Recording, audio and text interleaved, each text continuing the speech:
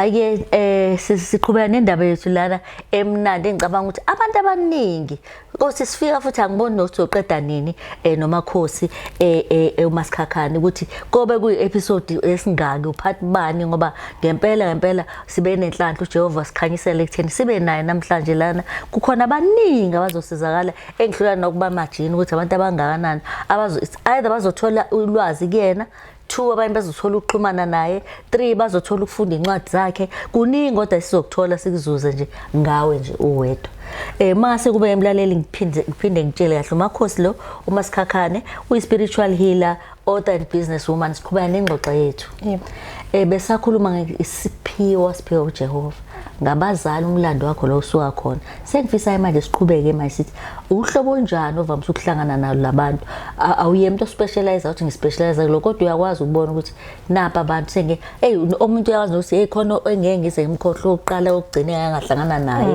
lo nomuntu ethi hayi sengijwayele ukuhlangana nabantu abanjena sengikwazi nokuba guide ukuthi akona lo ucabangayo ungathini mobheka ama okay so ake ngithi into kanjalo nginothise mhlambe in the past 4 to 5 years mina empilweni yami ngifike ngidlule esigamekweni esithize whether it's a certain trauma or certain pain or a certain rejection or problem and immediately mhlambe 2-3 months bangidlule kulobo buhlungu I will get an influx of those people. For example, when I went through divorce ngangithola nabantu bakamoya who were going through the same thing, so ngangikwazi ukubaphilisa and coach them through izinto mina engidlule kuzona ukuthi no, but this is what I did. But all in all, majority of abantu engibathunyelwa amathonga abantu who've somehow lived impilo engiphilile at some certain point in time, and ngalokho ngisho ukuthini umuntu mhlawumbe uthi anginalo ikhaya angazi ukuthi ngizobheka kuphi anginababa anginazihlobo mhlawumbe izihlobo ikhona azingeni indaba yami manje njengoba nginenkinga ngazi ngizokwenza njani. So I think ngithunyelelwa labo bantu because nami empilweni yami angibanga nokuthi ngithi ngizoya komalume ngizoya kobani ngihlatshelwe mina ngikhuliswe ukuzilapha kwami ngizothi ukuzilapha ngoba ngizange ngithwase bekungahlangene nokuthi ngidinga ukunquma izimbuzi ngiye kobani ngiyoshweleza ngiyocela amadlozi ami made impilo yami ibe very practical and very easy. Usho useqile isigaba sabantu abathi unjena nje waphekwa yimi ube nenhlanhla useqile leso engivamsuza umuntu ethi unjena nje athi ma advertiser advertiser ukuthi isandla sami lesiyana kusho ukuthi weqinga ngoba leyo nto inawo le nto uthi ibe irecorder nelinokuthi mase fica iphutha kulo muntu kade advertiser ngawo sekufana ukuthi nawe nje niyafana wena wanenhlanhla wavane nje uNkulunkulu athi awuzuthwasa uzohamba ngowakho umgodo. Yes, mina abantu bakithi bazinzilile till now kusafika imithi engifundiswa yona because for example makufika ubaba or umkhulu angitshele ngomuthi othize ngiyubhale phansi ngisuke ngazi ukuthi okay angudingi mina ukhona makhosi khona uzofika ozoba naleyo nkinga bese ngithi oh okay shuthi lo muthi bewulinde wena cabanga wena umuntu ebekuthiwa angifunde ukuthi ngikwazi ukuthi ngikwelaphe ngaleyo ndlela leyo.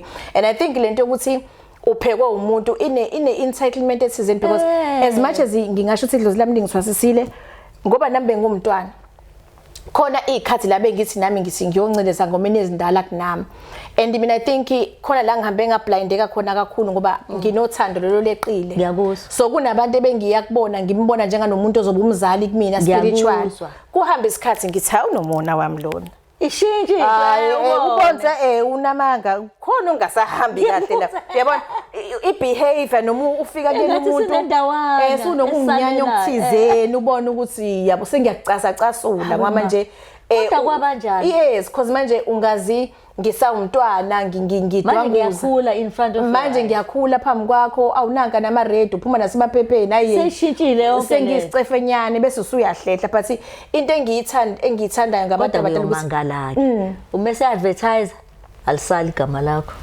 usho ngiyacabanga message uthi nje ningibona ngoba usese pick up ngomunye umuntu I don't even think so. I think abantu abanye ngidlule kubona sebesaba nokusho yes, I think it's a sense of competition for bona ekubeni mina I never saw myself as competition. I have respect because kumuntu engike ngabuza kuyena ulwazi ngiba nalokho ukuthi siyadingana because as isangoma uyisangoma you diagnose mina ngaba nenhlanhla ukuthi ngiphiwe igift yami extended ibe nokuthandaza iphinde ibe nokunyanga kodwa uyazi ukuthi khona into eshilo eyokuthi iqala ukudlula kuleyo nto kanti khona umuntu ozoza kwena kanjani mhlambe kube nawe izokugulisa noma izokuhlupha noma izokuchallenge kanti ukhona lo muntu ozofika ena same problem. I think ikakhulukazi izigulo zikamoya mhlawumbe ukuhlukumezeka ekuthizeni mhlawumbe ukublockeka kwedlozi isikhashana. Okay. I'll make a silly example. Kukhona isikhathi la ngoba mina ngikuthanda kakhulu ukuthandaza. Khona isikhathi la bengithi mangithandaza khona ngingawuza umthandazo wami manje ngaqala. So kubantu abanesithunya as a primary gift they would understand what I'm talking about. Khona lokuthi khona la uthandaza khona until uzufile ngathi umzimba wakho uyahlukana nomphefumulo. Literally you feel like uyazizwa ukuthi umzimba uyasala mina ngiyaphakama. You feel like you are elevated. You are no longer in the physical sense. You are in the spiritual realm. You understand? Yeah. So mawususu lapho I relate. Ngangasafiki mina lapho ngase ngithandaza ngisho umthandazo wami ugcina emhlabeni mana ayisekho le nto uthi ngoba uma usufike kuleyo nto usuke ungasenandaba ungaqhamuka umuntu manje athi ngigenxa ikhanda usuke ungasasaba ngiyakuzwa usuke ungasenandaba nakho ngoba usuke usu1 noNkulunkulu ngendlela ongeke understand so ngangasa reach lapho and ngathi mangiphahla ngibuza ubaba ukuthi why umthandazo wami ungasafiki why sengichazela ngenyama wathi udla kakhulu inyama wena. Okay. You need to stop ukudla inyama kangaka because inyama iqhamuka esilwaneni esasikade sinomphefumulo sicabanga njenganawo esinegazi walichitha lelo gazi and you consumed leso silwane so kahle kahle you are busy consuming those spirits emzimbeni wakho and they are keeping you from connecting noNkulunkulu. So ngaleso sikhathi when I was finding ngingathi ngangisithola kabusha isithunywa sami I came across omakhosi noma abathandaza abaningi who were saying ngoka ngisaconnect as before and I said to them yazi nama I just discovered kunento kanje how about sonke we just go on a vegan diet for 3 months sibone and ama testimony engangwathola from that were out of this world ukuthi hayibo gogo yazi singayeka inyama ngiyalala ngisho ebusuku sengiyaphupha sengivuka ekseni amaphupha amaningi kuze kube ngathi ngiqama amanga because alandelana emaningi ngenxa yokuthi my soul and my spirit was clean and my father made me realize ukuthi ngenkathi kuhlatshwa inkukhu or iskapu waze wenza example wathi wakwayibona inkukhu ehlatshwa ithuli wathi yakhala. What at the time you are consuming leyo nyama you are consuming lelo sisi lokukhala kwalo muntu who was bleeding for their life but was not spared. So it became into that was so deep ngagcina senginakho lokho ukuthi ngizoba nezikhathi where I have a clean vegan diet la ngithi I don't touch any meat products at all mangifuna ukukhoneka spiritual. So those are the one example of izinto engadlula kuzona only to teach abanye abantu ngazo. Kodwa uyayibona le connection onayo nobaba ukuthi I right ngalendlela ukuthi uthola manje impendulo akutshele futhi manje angakungabi into efana ne jigsaw puzzle ethi uyobona into ethile moka wathi wahamba uyibheke yena now no I communication yethu I think ukuba kwayo on this level ukuthi mina ngiyazihlupha ngobizo lami ngiye ngithi kubantu abantu abadala or amadlozi don't treat them as umoya olaphaya because just as nawe ekseni uvuka udla nabo bahlele endlini yakho bayadla kanye nawe baphila kanye nawe so it's important that uhlezi uthandaza mina I pray in the morning mangivuka 3 o'clock nje suke sengithandaza mangiqeda ukuthandaza I invite abadala ngithi it's a new day you guys are welcome to come for me u3 am suke kuyisikhathi vele se feedback just like emsebenzini kuba khona ama meeting okubheka ukuthi khamba kanjani lapha that's my meeting ngo3 am ukuthi usibani bani okade efike lethu ufuna ukuthi into zakhe zime kanje and abantu engibalaphayo bazoyifakaza because kunabantu abaningi engimsendela imessage ngupastor noma ngo4 ngithi no don't reply sengitsheliwe ukuthi nokuthi awukwenzi why ungenzi kanje ukuthi nokuthi kuyashort kunama documents azofika enza kanje nakanje so I think that's also one thing that sustains my relationship nabazali bami ukuthi I don't talk to them empeni kuphela makusetshenzwa even when I go shopping. Believe it or not, mangiyothenga igrocer I pick up items ukuthi sometimes ngithi my kids even know kunezinto engithi mangiyithenga bathi umkhulu uthekuthatha thothi sengidlulile kwi-aisle yama chips ngihlehle ngicosha smoke beef ngiyocosha iron brew bathi bekhona umkhulu othenga ngithi yes he's saying I must buy this uyabo because they are a part of my life abekho ngokwenyama but spiritually they are there. Uselapho nje nasithi ke kukhona lokuba khona ukuthi usesitolo ukuphi kube khona this edge le inclination osilwa umuntu engathi ngingakhuluma naye kuyenza kuyenzeka kukuhluphe kuyenzeka but eyintoni ezi serious mamkhoza cause ngiye ngithi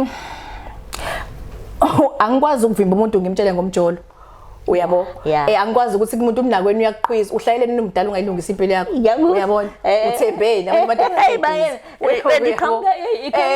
nawe iba no pink water yellow water ogeza ngawo uthi bazise izinto mina think njalo yini labo pink water sengi curious pink water kahle umkhando ngiyabona amabhodleleni ngidlule ilokhu engeke ngibona amabhodleleni okay kuyini okay khona okusemabhodleleni okusiza with libido khona powder that they make into pink water which is the pink form of powder is just called umkhando okay it's a primary base for iwash yes okay yes right mubona umuntu yesitolo so uma ngabe mhlambe into engangenza ngiapproach umuntu it's something that has to do with death makhosi mhlambe uzoshona or nakuvukela icala uzoboshela into ongayazi kodwa into that is life threatening into that is serious angeke ngivimbele umuntu ukuthi ngithi mhlambe undoda yakho ikubhangqile it's a normal thing that get over it sadlula nahlapha so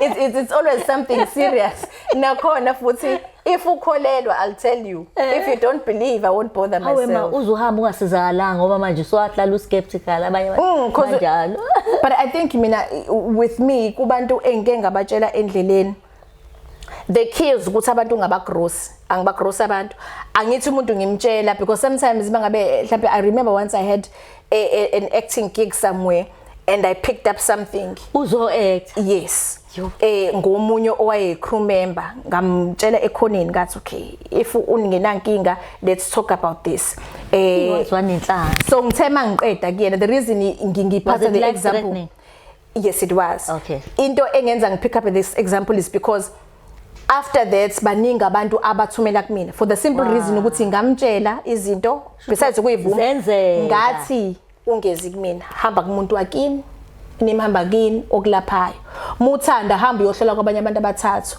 ubheka ukuthi lento engisho ikhona yini so for him that was a life changing moment uthi wow why ngashoko lesizo sangiyeke because I wanted to show to him ukuthi it's not about money angifuni mali yakho I want to help you and you don't necessarily have to come to me to show that this prophet usamaswona manga go to another person mase refer abantu yabona shoot kwalunga yes because babesho bethi sinike ubani number so I saw ukuthi I made an impact in that person's life uma ke umuntu ethathekile ke ngesikhathi umbonisa abe sithi ngicela ukusale sengibuya I follow up wenza njani okay besides umuntu othi uthathekile with everybody engimhlolayo after siqeda ukuhlola ngicela uthandaze letha amakhandlela akho white my big 5 nje white yellow blue green yellow and pink okay amakhandlela primary candles wokuphakamisa yonke imoya ekhona kini emsamo letha amakhandlela akho uthandaze batshela abantu bakini kade ngiye emakhosini akasikhakhani afike athi ngampela qinisileni lokho ekuthiwa ngikulungise ngempela nisa ngikulungise then if abantu bakini bekunikeza lo muso nempendulo yokuthi yes then let's talk but I have no right mina to say woza ke kumina ngikulaphe what if idlozi lakhe alifuni mina what if I was just a messenger but I'm not assigned to heal you it's them that must say kulungile iyaka sikhakhani zosizakala khona uma njengalabo sobabona ke ubonjabo lo muntu empela uthunyele kumina at least kungcono uqhubeka naye sewazi ukuthi nawe usubonile ukuthi naku la siya khona all right asithi umuntu ke uzele kuwena mhlawumbe for some reasons ufisa uza nomhlawumbe umkhwena wakhe nama bakubo uyakwazi ukuqhubeka ukuchaya extension okay so noma ukuthi nange bengimbonise ngikhayisela manje laba wait for your turn off I'll be brutally honest ngoba naba ngihambayo bayazi angimthanda umuntu oletha umngane wakhe kumina okay anginandaba nemali angimthanda umuntu oletha umngane because awumazi umngane wakhe ukufiselana angithi you don't know maybe the reason uzohlola is this friend don't refer your friends to me it's okay ukuthi ngilapha wena musuku ngimarketela idlozi lami layenza marketing yami relax wena nje iza kumina ngisize wena don't bring your friends because the same friend might be your enemy and when it comes to ama couples akhona ama couple athi afuna ukuhlola wo2 but mina ngihambisana nalokho for the simple reason ukuthi sabantu akusiyo umuntu wakini lo. Number 1 wonke umuntu ube namaphutha akhe. And I don't want to prove ukuhlola kwami ngokuveza amabibi enu ngiveze ububi bakho in front of mama nje ukuthi khuluma usazi. Yes, because ubaba ngane yaphuma wake waphufumela lesisho phambi kwesokana uyabona. So manje sekuyaphunyela sekuthushile masikakha ngikhipha izisu wena uyabona. So ke ngiba advise because abasilisa abavamisile ukusho lonto uthi ngicela ukuhlola upartner wami. It's the ladies who always say ngicela ukuhlola naye kodwa nginamfihlo, which becomes a problem because you can't say everything phambi kwa partner khona amahlaza akini nawe angadingi yena njengomkhonyana ukwazi onaye angadingi ukwazi njengomakoti wakho. Yo asithi umuntu asithi ongena eradweni ungena once noma mase funa follow up uyakwazi uphinda ngene eradweni bese nikhuluma ke eradweni uyakhuluma umuntu enginiyayo neyasebenza noma ugcina nje isikhathi. No, I don't do that because even kubantu abangisendela ama testimonials ku WhatsApp abathi gogo ungisizile ukuthi nokuthi I don't repost those things because ukulashwa komuntu is ngoba bagijima kabi. No, I don't sensationalize what I do because ngine belief yokuthi abantu abadalelwe uMasikhakhane will come to Masikhakhane. I don't have to shout on top of the mountains ngenza i-screenshots ngithi nange engamnika iswasho no. If umuntu efuna ukuphumela yena ku social media kusho lokho ngomlomo wakhe it's okay, but not me to say that. Umuntu esikhulume naye eradweni bakhona abangenayo after baqhubeke nokuhlola balande treatment, but they don't go back to radio and say ngoba mase kuyenye into usuya advertise ngokwabo kodwa bona bayabonga sincerely kodwa manje sengazi ukuthi nokuthi ke mina I've been doing radio 7 years now. I think umuntu wakwangena ku radio wabonga waba kanye ikhapule kade idinga umntana for years. Besathi ngizosho ukuthi abavamisa ukuthi bafise ngempela yilaba sobethola ingane obise miracle ibona miracle baby elethwa uNkulunkulu wathi through this person ngizonika ingane bangena babonga ke la. So loyo sisi wafona and she gave a testimonial wabonga ukuthi gogo we'd been to doctors ingane singayitholi and we got umntwana, but it's never happened that abantu bathi on radio uMasikhakhane wangisiza, and I'm okay with that because remember ukulashwa kwakho it's your secret phakathi kwakho nodokotela wakho. Just as nami ngingeke mekade ngine life threatening situation sengizongena ngithi wangilapha le dokotela engangineqhubulana uyabo ukwazi kwami naye, so it's okay that they don't do that. Wow, tshela mina ke makuza especially la ku radio nangu umuntu sefikile wamlapha mhlawumbe omunye athi ngimzwile okonje by the way awasha amagama abantu. No. Okay. It's always anonymous. Okay, ngoba ngeke athi umuntu ngizwile radio bengisi ngigigiyela mina ngesikhathi ethu besho mina yabona something like that. No, mase complain abantu abanonembeze edliwa unembeze uthi uyayazi lento uyenzile so manje siyamdla. No, uma ngabe kuma consultations ngibona ukuthi kunento ezohamba ithinte kubangeke inkinga, I do say okay ngicela simi la ngoba angifuni ukunyathela I don't want to tap into a door ezokubangela inkinga ngoba kunabantu abazokurecognize vele phela by voice. So if kunento esijule kakhulu I don't say those things on air. Hlabele ephukele beshiwo yena impela yezwa futhi sifike kuyena ngo. Manje indaba isekutheni uthi autism uyakwazi uku self diagnose mugula kwenze kanjani? I don't want to put myself in trouble no dokotela ngithi you can self diagnose, but ngisosho nje izinto ezimbala.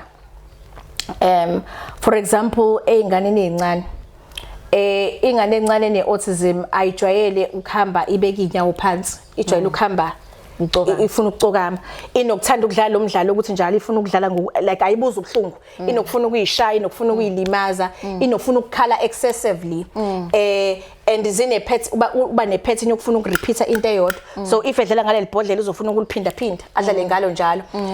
There's a certain way they eat. Awuvela umfunzi adle noma ikuphi ukudla. They want to smell and touch and feel food first before. So it's important for mina ngingathi it's important ukuthi umzali nomzali ayazi ukunderstand ingane yakhe.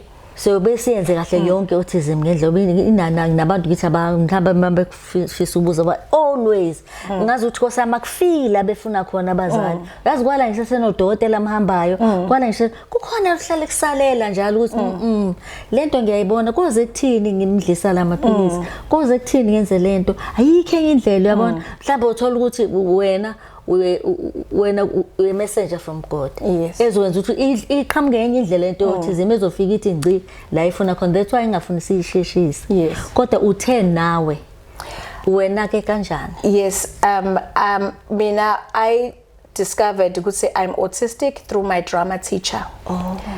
And I thank her kakhulu because today I'm this articulate ngikwazi ukuhlala la ngikhulume because of her. Mina, it's not just autism, ginama speech impairment, which yes, I trust and believe. So difficult to believe. When I think because of the training yami drama, I got trained so much ukuthi I know how to deliver speech on radio or personally in interviews through certain methods of breathing and thinking and counting. But on a personal level at home, they will tell you I lisp, I stutter, sometimes I run out of words, I call you sofa itafula, you know, and because I think in the environment free corner where I don't have to breathe and think. And my autism was so bad that I lacked the ability of being able to communicate nabanye abantu, ukuphila nabantu. I was always a loner. Fine, namanje I still spend a lot of time but at least now I can communicate, I can be umuntu around abanye abantu. And with autism, radio is so hard. I don't want to lie. Because the radio is fast paced. You must have 5, 4, 3, 2, ziyasha. You better know your story. Yeah, definitely. You can't say ish. Definitely. So with having speech impairments and autism, I had to really tap into this. So I think mina ukudila nayo nabazali, I always say angisho ukuthi bangayisi ngane kodokotela sithole treatment, but I got where I am today ngaphandle kokusebenzisa amaphilisi. I was taught through rainbow speech, like how to count and how to think and how to breathe and things that you're going to do. For example, this is my secret today, it's my tissue. So I have certain things that I'm going to maybe hold to take the pressure away from me. Really? That are going to help me concentrate, because if I'm concentrating on holding this tissue and not letting it go, I forget on what else is happening around me. Yes. I wonder, I think kuzorevealeka into eziningi, nomunye bengaka diagnosewa, nomunye bona ukuthi khona into wrong engane nami, ukukhuluma nawe bazokwazi ukuthi na man lento ayisho iyafana sengane nami, nokuthi wasizala kanjani ngokulandela sokhuluma ngakho. Kodwa namhlanje ngizocela ukuthi musu share ne WhatsApp ungitshele nje ukuthi incwadi zakho noma incwadi yakho esokhuluma ngayo ngokulandelayo ithini. Ngiyasaba kodwa ukuthi mase ngiqala bese ukuthi ngathi sasesixoxa kanti ngifuna sivale, kodwa ngicela sivale ke manje. Okay, so incwadi engiyibhalile zu2 lenye it's a sequel of enye esizulu, it's called Yimi Nawe Thonga Lami. Okay. So njengoba ngithi yimi nawe thonga uhambo lami nabantu abadala. Okay. It also kancane kuyona nginama case studies mhlawumbe abantu ababehlolile on radio nokuthi inkinga zabo ngasiza kanjani. And then iba ne part la ekwazi ukufundisa khona ukuthi lapha umuntu umengabe uhlele ekhaya udinga umsebenzi ihlanganiso 1 no 2 ingane iminga lalebsuku isebenzisa lokho umuntu udinga ukuyigeza enza kanje. So it's like a mini self-help book. And then le esingisi 2 worlds one soul. Wow. It's an extension of Yimi Nawe Thonga Lami. Yo inamba yakho inamba engitholakala kuyona WhatsApp, it's 078 126 0066 078 126 0066. Nezakho ngicela uyibeka njengalezi zami incwadi. Why sisikhuluma bakwazi ukuyibona. Kususa lezami ngibeke zakho. Ngiyabonga. Okay, ngiyabonga, thank you.